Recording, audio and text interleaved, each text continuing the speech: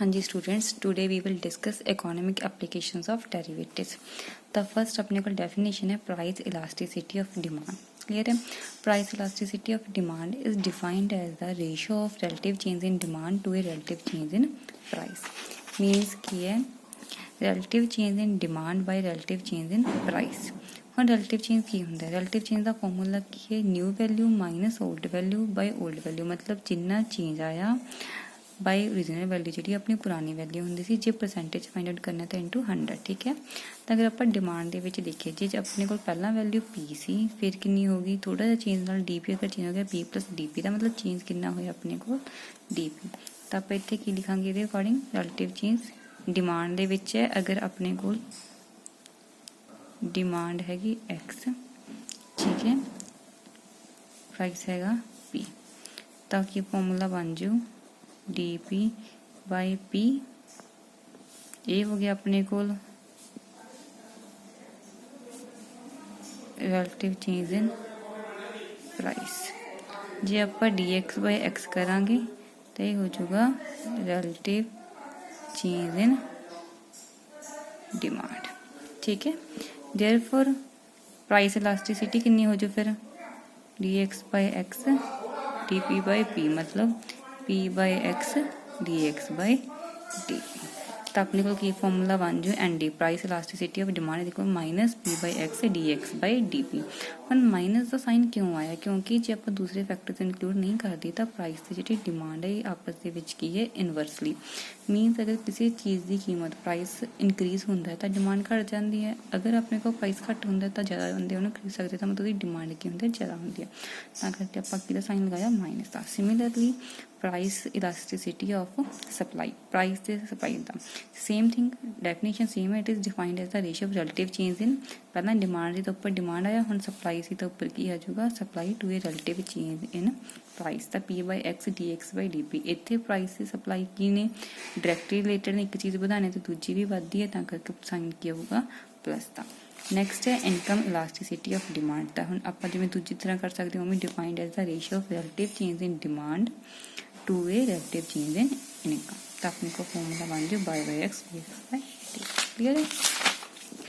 First example देखो कि कह रहे हैं, a demand function is given as x is equal to 50 minus 5p, compute the price elasticity of demand.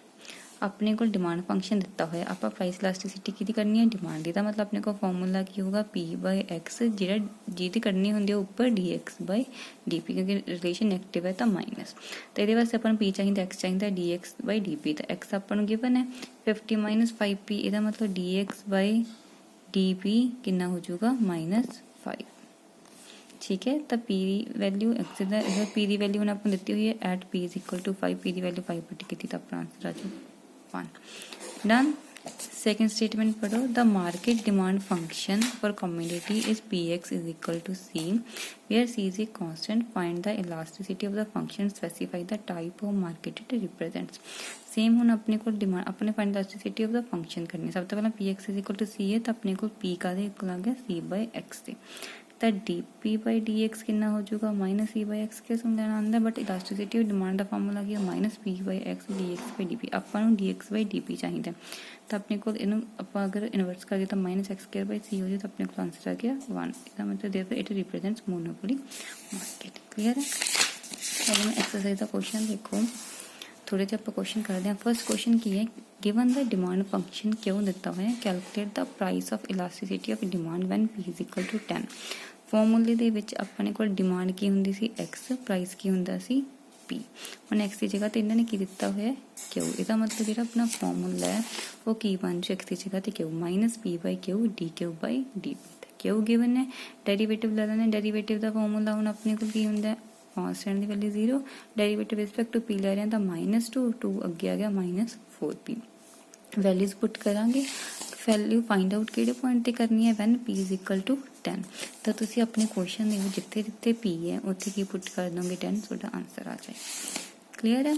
Second question देखो, second ਦੇ ਵਿੱਚ ਕੀ ਗਿਵਨ ਦਾ ਡਿਮਾਂਡ ਫੰਕਸ਼ਨ ਐਜ਼ ਇਨਾ find the price of ਇਲਾਸਟਿਸਿਟੀ of demand at p is equal to 4 and p is equal to 8 same ਚੀਜ਼ ਕਰਨੀ ਹੈ and ਦੇ ਉੱਪਰ p ਦੀ value 4 ਪੁੱਟ ਕਰ ਦਿਓ, ਇੱਕ ਵਾਰੀ p ਦੀ ਵੈਲਿਊ 8 ਹੋ ਜਾਓ, ਤੁਹਾਡਾ ਕੁਐਸਚਨ ਆ ਜਾਓ। ਸਿਮਿਲਰਲੀ ਸੈਕੰਡ ਵੀ ਹੈ, ਠੀਕ ਹੈ। ਥਰਡ ਫੋਰਥ ਸਾਰੇ ਕੁਐਸਚਨ ਸੇਮ ਹੈ। ਫਿਫਥ ਦੇਖੋ ਡਿਫਰੈਂਸ ਕਰ ਦਿੰਦੇ ਥੋੜੇ ਜਿਹੇ। ਫਿਫਥ ਕੁਐਸਚਨ ਕੀ ਹੈ, ਕਹਿੰਦੇ proof that for the demand curve Q p the minus a is equal to v where a and b constants elasticity of demand and d is equal to minus a। ਸਭ ਤੋਂ ਪਹਿਲਾਂ ਆਪਾਂ ਕੀ find out ਕਰਨਾ ਹੈ, elasticity of demand. ਫਿਰ ਕੀ proof ਕਰਨਾ ਹੈ ਵੀ ਜਿਹੜਾ ਆਨਸਰ ਹੈ ਉਹ ਕਾਹਦੇ ਇਕੁਅਲ ਆ ਰਿਹਾ, ਮਾਈਨਸ a ਦੇ।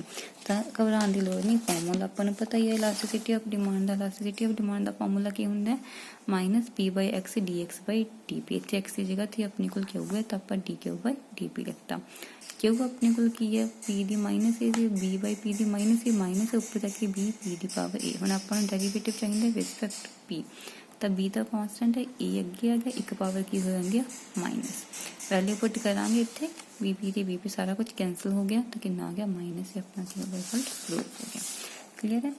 नेक्स्ट की कह रहे हैं a demand law is p is equal to alpha e d minus beta q find the elasticity of demand but it will be if alpha is equal to 10 beta is equal to 1/2। ਸਭ ਤੋਂ ਪਹਿਲਾਂ ਆਪਾਂ ਕੀ ਕਰਾਂਗੇ ਇਹਦੇ ਵਿੱਚ elasticity of demand find out ਕਰਨੀ ਹੈ। ਇਸ ਤੋਂ ਬਾਅਦ ਜਿਹੜਾ ਆਨਸਰ ਆਊਗਾ ਉਹਦੇ ਵਿੱਚ ਆਪਾਂ ਅਲਫਾ ਇਜ਼ ਇਕੁਅਲ ਟੂ 10 ਤੇ ਬੀਟਾ ਇਜ਼ ਇਕੁਅਲ ਟੂ 1/2 ਪੁੱਟ ਕਰਨਾ ਹੈ। ਫਾਰਮੂਲਾ ਆਪਣੇ ਕੋਲ ਸੇਮ ਹੈ, ਇਲਾਸਟਿਸਿਟੀ ਆਫ ਡਿਮਾਂਡ ਦਾ ਫਾਰਮੂਲਾ ਮਾਈਨਸ p/x dx/dp ਹੁੰਦਾ ਹੈ, ਬਟ x ਦੀ ਜਗ੍ਹਾ ਤੇ ਆਪਾਂ ਨੂੰ ਡਿਮਾਂਡ ਫੰਕਸ਼ਨ ਕਿਉਂ ਦਿੱਤਾ ਹੋਇਆ ਤਾਂ ਆਪਾਂ ਕਿਉਂ ਪੁੱਟ ਕਰ ਲਾਂਗੇ। ਤਾਂ p is equal to alpha e ਦੀ ਪਾਵਰ ਮਾਈਨਸ ਬੀਟਾ ਕਿਉਂ ਤੇ e ਦੀ power beta Q alpha by p। Derivative लवांगे e ਦੀ पावर x ਦਾ डेरिवेटिव सेम ਹੁੰਦਾ, ਉੱਪਰ बीटा क्यू ਦਾ डेरिवेटिव बीटा क्यू ਦਾ dq/dp minus alpha by p square. ਤਾਂ dq/dp ਦੀ ਵੈਲਿਊ ਆ ਗਈ, ਇਹ ਵੈਲਿਊ ਨੂੰ ਆਪਾਂ ਇੱਥੇ ਪੁੱਟ ਕਰ ਦਾਂਗੇ। ਤਾਂ ਜਿਹੜਾ ਆਪਣਾ ਆਨਸਰ ਆਏਗਾ ਲਾਸਟ ਤੱਕ ਸੋਲਵ ਕਰਨ ਤੋਂ ਬਾਅਦ ਉਹ 'ਚ ਆਪਾਂ ਅਲਫਾ ਤੇ ਬੀਟਾ ਦੀ ਵੈਲਿਊ ਪੁੱਟ ਕਰ ਦਾਂਗੇ, ਆਪਣਾ ਫਾਈਨਲ ਆਨਸਰ ਆ ਜਾਊਗਾ। ਅਲਫਾ ਕਿੰਨਾ ਆਪਾਂ ਨੂੰ 10 ਦਿੱਤਾ ਹੋਇਆ ਤੇ ਬੀਟਾ ਕਿੰਨਾ 1/2। ਕਲੀਅਰ ਹੈ। ਇੱਕ ਹੋਰ ਕੁਐਸਚਨ ਦੇਖ ਲਓ। Seventh question, when the demand function is given by x is equal to this one, discuss whether the elasticity of demand is constant or changing in y। ਕੀ ਕਹਿ ਰਿਹਾ ਹੈ, ਕਹਿੰਦੇ x ਆਪਾਂ ਡਿਮਾਂਡ ਫੰਕਸ਼ਨ ਤਾਂ ਆਪਾਂ ਨੂੰ ਗਿਵਨ ਹੈ, ਆਪਾਂ ਨੇ ਕੀ ਫਾਈਂਡ ਆਊਟ ਕਰਨਾ ਹੈ elasticity of demand. Find out ਕਰਨ ਤੋਂ ਬਾਅਦ ਆਪਾਂ ਨੇ ਇਹ ਦੇਖਣਾ ਹੈ ਵੀ ਇਹ ਕਾਂਸਟੈਂਟ ਰਹਿ ਰਹੀ ਹੈ, ਵੈਲਿਊ ਚੇਂਜ ਕਰ ਰਹੀ ਹੈ, ਜਿਵੇਂ ਵੀ ਰਹਿ ਰਹੀ ਹੈ ਕਿਉਂ ਕਰ ਰਹੀ ਹੈ, ਜੇ ਚੇਂਜ ਹੋ ਰਹੀ ਹੈ ਤਾਂ ਕਿਉਂ ਚੇਂਜ ਹੋ ਰਹੀ ਹੈ, ਜੇ ਕਾਂਸਟੈਂਟ ਹੈ ਤਾਂ ਕਿਉਂ ਕਾਂਸਟੈਂਟ ਹੈ। ਤਾਂ ਆਪਣੇ ਕੋਲ ਇਲਾਸਟਿਸਿਟੀ ਆਫ ਡਿਮਾਂਡ ਦਾ ਫਾਰਮੂਲਾ ਮਾਈਨਸ p/x dx/dp ਹੁੰਦਾ ਤੇ dx/dp ਡੈਰੀਵੇਟਿਵ ਲਵਾਂਗੇ ਮਾਈਨਸ 0.8 ਵੈਲਿਊਜ਼ ਪੁੱਟ ਕਰਾਂਗੇ ਜਦੋਂ ਆਪਾਂ ਇੰਨਾ ਆ ਗਿਆ। ਹੁਣ p ਦੀ ਵੈਲਿਊ ਤਾਂ ਆਪਾਂ ਨੂੰ ਗਿਵਨ ਨਹੀਂ ਹੈਗੀ, ਇਹਦਾ ਮਤਲਬ ਜਿਹੜਾ ਈਟਾ ਦੀ ਵੈਲਿਊ ਹੈ ਅਗਰ ਆਪਾਂ p ਚੇਂਜ ਕਰਦੇ ਹਾਂ ਆਪਣਾ ਤਾਂ ਈਟਾ ਵੀ ਚੇਂਜ ਹੋ ਰਿਹਾ। ਇਹਦਾ ਮਤਲਬ ਆਪਾਂ ਕਹਿ ਸਕਦੇ ਹਾਂ ਵੀ eta depends on p so it changes its value. Clear ਹੈ ਸਟੂਡੈਂਟਸ। ਤਾਂ ਤੁਸੀਂ ਐਕਸਰਸਾਈਜ਼ ਨੂੰ ਸੋਲਵ ਕਰਕੇ ਦੇਖਿਓ, ਜੇ ਕੋਈ ਹੋਰ ਡਾਊਟ ਹੋਇਆ ਤਾਂ ਮੈਨੂੰ ਪੁੱਛ ਲਓ। Thank you.